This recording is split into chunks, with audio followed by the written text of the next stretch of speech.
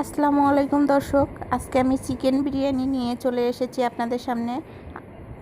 তো তার জন্য আমি চাল রেডি করে রেখেছি, এখানে আলু কেটে ধুয়ে রেডি করে রাখছি জাফরান দিয়ে, লবণ দিয়ে।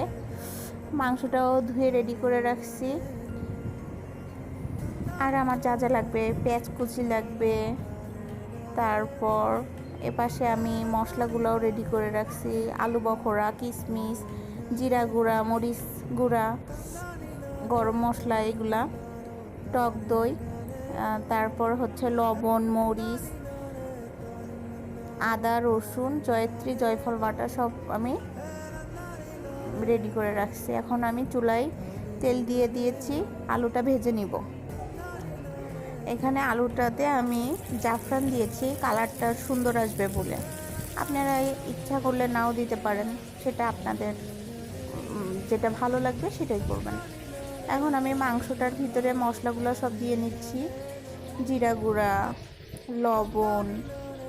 এখন সব কিছু দিয়ে মশলাটা একটু মেখে রাখবো।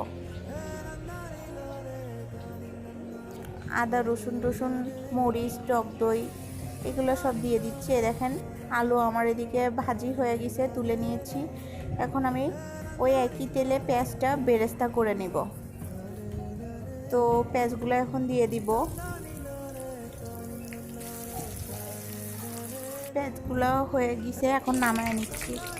এখন আমি মাংসটা দিয়ে দিচ্ছি, এলাচ আর মাখানো মাংসটা দিয়ে দিচ্ছি। মাংসটা আমি সুন্দর করে রান্না করে নিব। তো প্রথমেই হালকা একটু পানি দিয়ে নিয়েছি, পানিটা বলক উঠে গেছে। এখন এ পর্যায়ে আমি আলু দিয়ে দিচ্ছি, আলুটা তাহলে সিদ্ধ হবে। এখন পানিটা শুকিয়ে এলে আমি নামিয়ে ফেলবো। এই তো দেখেন আমার রান্না অলমোস্ট হয়ে গিয়েছে। এখন আমি অন্য পাতিলে পোলাওর চালটা রান্না করে নিব। তো তার জন্য আমি মশলা দিয়ে দিব পাতিলে। তো আদা রসুন দিয়ে দিচ্ছি, চালও দিয়ে দিচ্ছি। এখন আমি ভুনবো সুন্দর করে।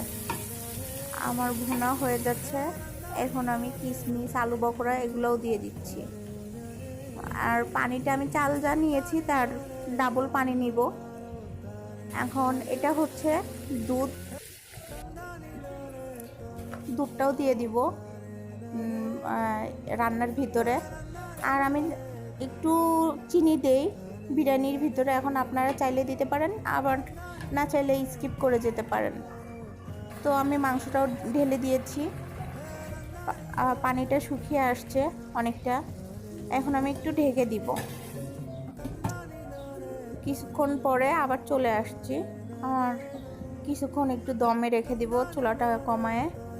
এই তো আমার পানিটা শুকিয়ে আসছে, রান্না অলমোস্ট ডান। এখন আমি পরিবেশন করব। তো এরকম ভালো ভালো ভিডিও নিয়ে আবারও চলে আসবো। আপনারা আমার পাশেই থাকবেন, সাথে থাকবেন। আর কমেন্টস করে অবশ্যই জানাবেন বাসায় কেমন হলো। ততক্ষণে পরবর্তী ভিডিও নিয়ে আবার চলে আসবো ইনশাল্লাহ। ভালো থাকবেন, সুস্থ থাকবেন। আল্লাহ হাফেজ।